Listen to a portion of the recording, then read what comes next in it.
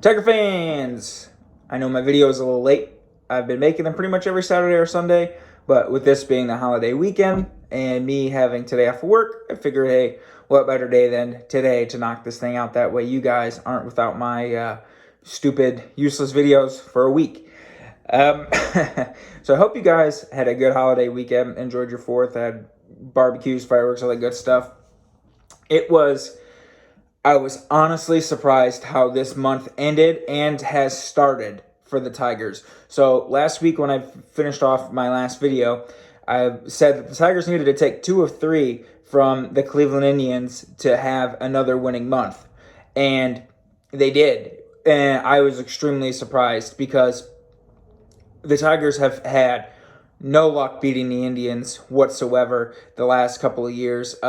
Between this year and last year, they have had a couple more W's down there, but it's still extremely hard W's for them to come by. The first game of the series, they got bitch smacked, but then they got rained out the second game, and then there was a twin bill. And I don't know how many of you guys actually stayed up to watch the second game of that, because the first game started at 7 o'clock. They started the second game at 10:15. Now, mind you, it was a doubleheader, so you now have that 7-inning rule. So it's not as bad as a 9-inning ball game. But, I mean, that was like a West Coast game starting. It was hard to stay up. So I watched about the 5th inning, and the Tigers were up a couple of runs. I'm like, I got to go to bed. I got to work the next morning. And I was extremely surprised to see that second game, they bitch smacked the Indians to take 2 of 3. Now, the Indians this year, they've had their struggles. They've had their injuries. Zach Plesac, Bieber, they've Aaron Savali. They've had a lot of guys go down, and their offense has been not great. The only reason why they're even where they're at ahead of the Tigers is because of how good their pitching staff has been when healthy to even keep them around the mark that they're at right now.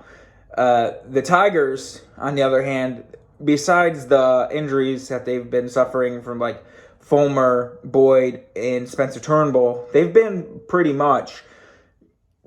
decently healthy team. The injuries that they've had haven't really hurt them that much because they've had guys step up and, play pretty well so far this year. But neither here nor there, I was extremely surprised that they went and they took 2 of 3 in Cleveland, especially in the way they did where they swept the doubleheader. So then you go to the White Sox. And the White Sox, the last couple times they've played the Tigers have only beat them 2 times in the last 2 series. They've had a really hard time beating Chicago. I think the last 2 times they played, one was home and one was away. I know the last time they played them was in Chicago. But the Tigers, again, they take 2 of 3 from the White Sox. And this was a really fun series to watch. I didn't get to watch the Saturday game because the Saturday game I went down to Cincinnati and I watched the Reds and Cubs play again. And every time I go down there to watch the Reds play, because Comerica Park is 3.5 hours away from me, I am going to be going back up to Detroit to go see a Tigers game here in the next couple of weeks. But every time I go down there to see the freaking Reds play, they play the Cubs. But it was a good game. It was a 3-2 game. The Reds won. The Cubs are really sliding right now. They really needed to win that series. Ever since they played the Dodgers, after they got hot, they've just been on a complete downward trajectory. But it was a cool game. Nick Castellanos had a big hit. Got to see Joey Votto go deep. Got to see Chris Bryant go deep in person. And watching these guys that are all-world talents, especially like someone like Joey Votto, who's like a borderline Hall of Famer. I don't know, it's cool for me. Plus, you get to see Eugenio Suarez, who had a big hit, former Tiger, and Nick Castellanos. I've watched him since he was in the minor leagues, former Tiger. Get to see him play. It's fun. But I kept up with the Tigers game, and that was the game where they came back. They were losing early. I believe Casey Mize pitched. They were losing early, came back, and won. And then the third game where they took the series, Matt Manning pitched. Now, Matt Manning, his last time out, he got shelled, absolutely rocked. I think he gave up 7 earned runs. Now, his first 2 starts, and I've been saying this, and I'll keep iterating this, I don't think he's ready for the big leagues yet. You look at his strikeouts, they just have not been there. He hasn't many swings and misses. It's been a lot of hard contact. Now, I will say, against the White Sox, the contact against him, it wasn't like it was like when he pitched against the Angels his first start, and then the following start was a lot of hard outs and they had a couple strikeouts. These were softer balls against him, but it was strong contact together. He was having a hard time getting outs because he was in the fourth or third inning, and the Tigers were up 4-0, and he got a couple of guys on. He gave up 2 runs, and A.J. Hinch came out with a quick hook. And this is where the Tigers, I think the difference between like someone like Gardenhire managing this bullpen and then Hinch managing this bullpen is just a world of difference. Hinch really knows how to utilize his talent and get the most out of the guys that are there. He let Alexander pitch out of the bullpen. Alexander pitched 2 extremely great innings. And that kid's got some nasty stuff this year. Like, it's amazing what he can do from left side. His slider fastball, he's got a nice little thing going, and he's been a really nice piece. And same with Kyle Funkhauser, who followed him. And Kyle Funkhauser came out and gave another 2 great innings. The Tigers got a couple of pile-on runs, which came into big clutch in the 9th. So A.J. Hinch had Gregory Soto, who's the Tigers' lone all-star. Now, I'm not saying this because I'm a Tigers fan, and I know that, the Tigers being a team that's 8 games under 500, which is crazy that they're only 8 games under 500, because at one point in time, they were like 15 or 16 games under 500 when they had that really bad stretch in April, early May. For them to be 8 games under 500 at this point in the season, going to the All-Star break, just shade over 81 games is fantastic, especially as good as this team has been. That's 2 straight winning months in a row, which is huge. I think they're like 27-22 over those last couple of months. They've been playing really good baseball. But anyways, so Gregory Soto comes out in the 9th, and the Tigers' lone all-star, and he gives up a 3-run shot to Jose Abreu. And he had to bring Jose Cisnero in. And Jose Cisnero in on 1 pitch gets the final out of the game. The Tigers take 2 of 3. So for the fact that the Tigers went and they took 2 of 3 in Cleveland, took a series from the first place White Sox. They split a series with the Astros. They are not just squeaking by, beating up on teams of similar caliber of them. They are going out and they are challenging every single team that they've been playing.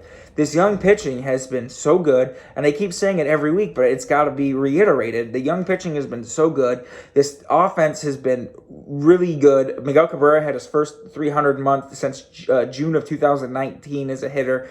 I wish some of his pop would come back. He did have a couple of home runs. He's creeping closer to 500 homers, and I think he's at like 39-22 for hits, so he's getting really close to 3,000. He's probably going to fall just short this year of 3,000, but next year will be it. But this year he'll for sure get 500 homers. But the way these kids have stepped up and played, Des Cameron, the defense he's provided, and I know Robbie Grossman, hasn't been hitting that great over the last 30 games or so, but I still like what he provides for the team and how he still gives you quality ABs every single time. And you can't talk about the Tigers' success without Jonathan Scope, because Jonathan Scope has been that veteran bat in the middle of the lineup that has been just on fire for almost 2 months. He has been so good, so consistent, at bat to at bat, the contact, the power that he's showing. It seems like he goes deep every other game, every third game. He's just been fun to watch. And it's going to be sad because the Tigers are going to trade him. I know with the Tigers being only 8 games under 500, there's going to be a lot of people who are going to be pissed at, July 31st, a couple weeks away. A lot of people are going to be pissed when the Tigers start getting rid of some of these guys to contenders that need them. But, it is what it is. They need to deal off these guys that aren't a part of the future. He's helping them win now and whatnot, but, that frees up another spot. Give these guys, allow them a little more flexibility in the infield. Hopefully Nico Goodrum can play a little bit better. I'm not counting on it because I think he's shitty too. But, Akil Baddoo is playing as good as he is. He's not going anywhere. Jonathan Scope, I think, is as good as traded. But, you'll have a chance to see the Castros do a little bit more. And hopefully they do something, because, honestly, neither one of them have been extremely great this year. Harold's been a little bit better as of late. But it's been fun to watch. I do think after they trade Scope, and maybe if Boyd comes back and pitches a good couple starts before the deadline, and he gets dealt, that's going to hurt the rotation a little bit. But then again, he hasn't been pitching in a while, and they're still winning without him. But I think once some of these veteran guys get dealt that do have value that teams are interested in, they are going to taper off a little bit. I don't expect them to keep this kind of winning pace clip where they're playing at above 500 pace right now. But as of right now, it's been fun to watch because they've been in every single game. You know, they have gotten smacked a little bit. Mainly Jose Urena starts when he's out there, and then Matt Manning's last start. But they've been in every single game. It's been fun to watch, game to game. The consistency that's there from watching these kids grow and just not throwing games down the shitter because they're playing the Houston Astros, so they give some half-ass or already beat kind of effort. No, they're out there. They're playing every single game, and it's fun to watch even when they lose because they're not losing by 15 every single time like it was when they lost 114 games. That was fucking unbearable to watch, but at least now they've been good. But that's really about it. I mean, they open up a set with Texas this tonight down in Texas. Texas is a worse team than them. I don't see any reason why the Tigers couldn't go down there and take that series. I forget who they play after Texas, and then they have one more series after that. I think they got 3 series left before the All-Star game because today is the 5th, and the All-Star game... No, so they only got 2 series left.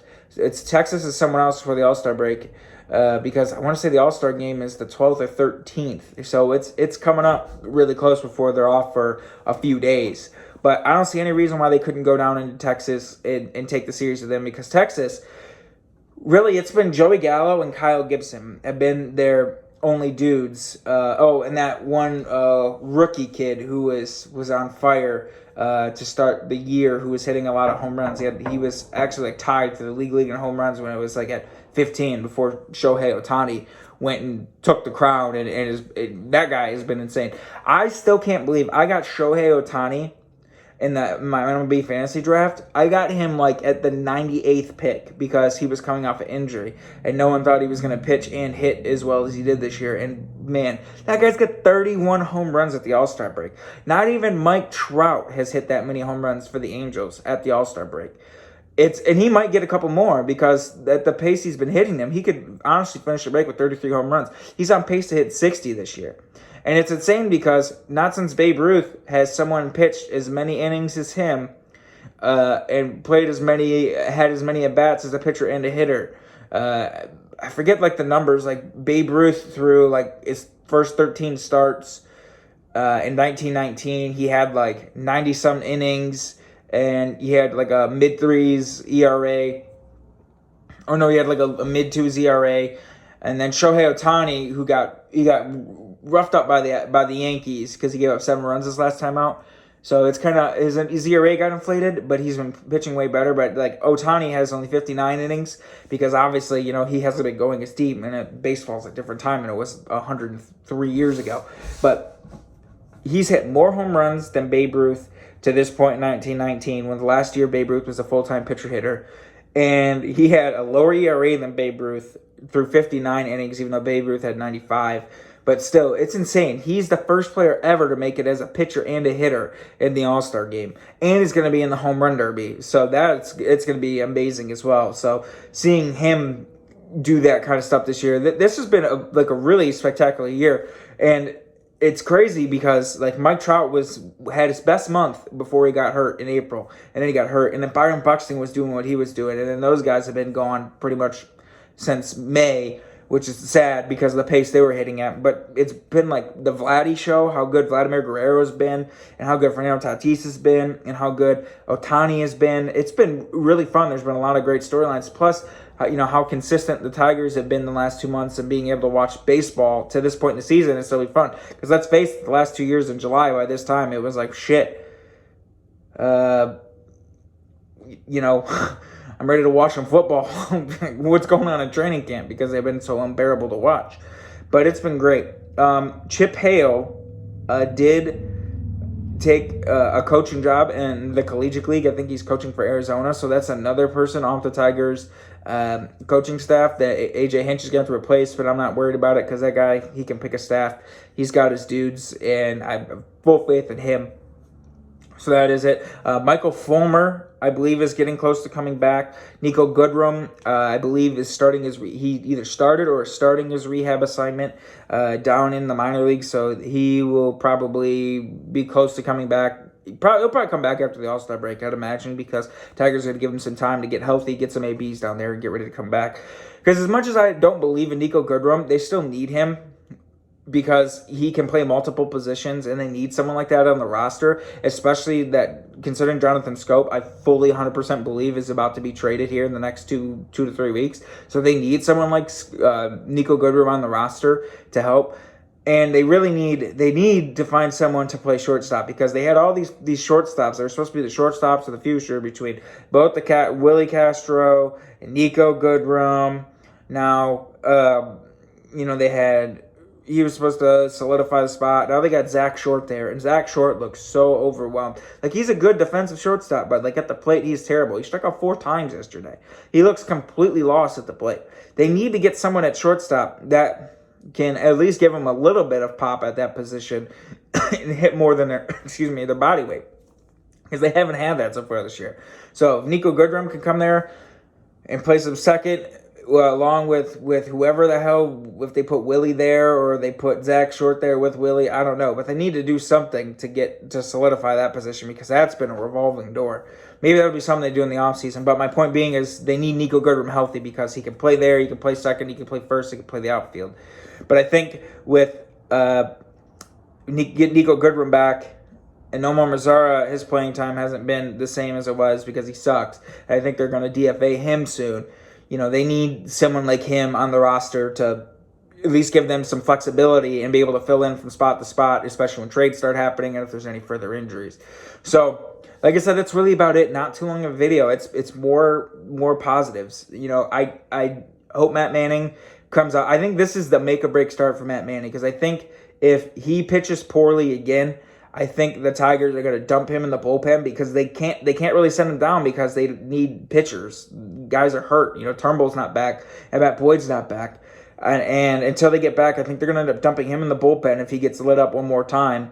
And they're going to put Tyler Alexander in the rotation. I bet you they give him a try and do like what they did with Michael Fulmer and Daniel Norris, where those guys went 3-3, where they piggyback started off one another, because they weren't like an opener, but they piggyback started it. And I can imagine AJ Hinch doing that if Matt Manning gets lit up one more time. Put him in the bullpen, let him come out, throw as hard as he can for an inning, build up some confidence, get some strikeouts, figure things out in a smaller window, instead of guys getting a couple of looks at him in 3 innings and punching his face in, and then let Alexander and maybe Daniel Norris or whoever he wants Brian Garcia, to piggyback off of him for a couple of innings. That way they can, let Matt Manning figure some things out and wait for Turnbull and Boyd to come back and get healthy to get back in the rotation, because they need to do something. Because Matt Manning, he dodged the bullets first time through, his first couple starts, but he's not ready for the big leagues, to me at least. I mean, I know I'm not a scout, but there's been a lot of hard contact, and look at his strikeout to walk ratio. It's not great.